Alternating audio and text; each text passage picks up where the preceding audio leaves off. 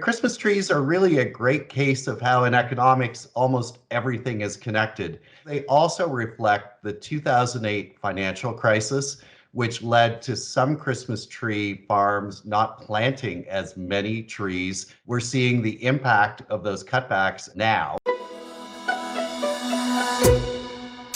Welcome back to the MidWeek Exchange, the show where we break down those big economic issues and explain how they could impact your life. I'm Natalie Nanowski, and as always, I'm joined by Brett House, Scotiabank's VP and Deputy Chief Economist. Hi, Brett. How are you doing? Hi, Natalie. Great to make it to the middle of the week with you.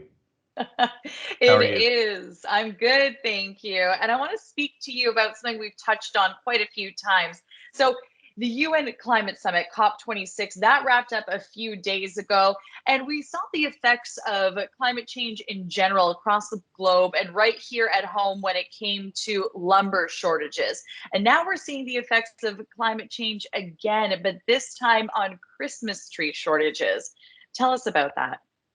Well, we're seeing some reports that it could be a tough year to get a fresh Christmas tree in Canada. And you're right to link it to climate change and COP26, because part of the reason for those supply shortages appears to be tough weather that we had in the eastern part of Canada over the last couple of years with colder than expected winters and really hot summers in the west. And those two things have conspired to make the crop of Christmas trees that are mature and ready this year a little smaller. But Christmas trees are really a great case of how in economics almost everything is connected, because they also reflect the 2008 financial crisis, which led to some Christmas tree farms not planting as many trees as they would have otherwise. And since it takes about a decade to 12 years for a tree to mature for sale, we're seeing the impact of those cutbacks a decade ago now. We're also seeing the impact of increasing immigration and the highest population growth rate of any G7 country in Canada, where we're building more houses and households. And some of those new immigrants are adopting Christmas traditions to a greater degree, and that's pushing up demand for trees at the same time. A lot of different things playing into that shortage for sure. And Canada is going to be part of another summit that's kicking off this week, the Three Amigos Summit, where Canada, US, and Mexico are going to sit down for talks for the first time in 5 years. Now, what's at stake for us?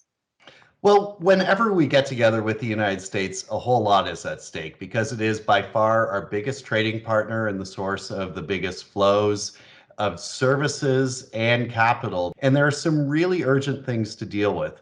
Probably at the top of the list is the disagreement right now between Canada and the state of Michigan over the future of the Line 5 Enbridge pipeline, which goes across the north of Michigan around Sault Ste. Marie and is essential to the continued flow of oil products into southern Ontario, some of which are essential in the operation of major infrastructure here, such as Pearson Airport.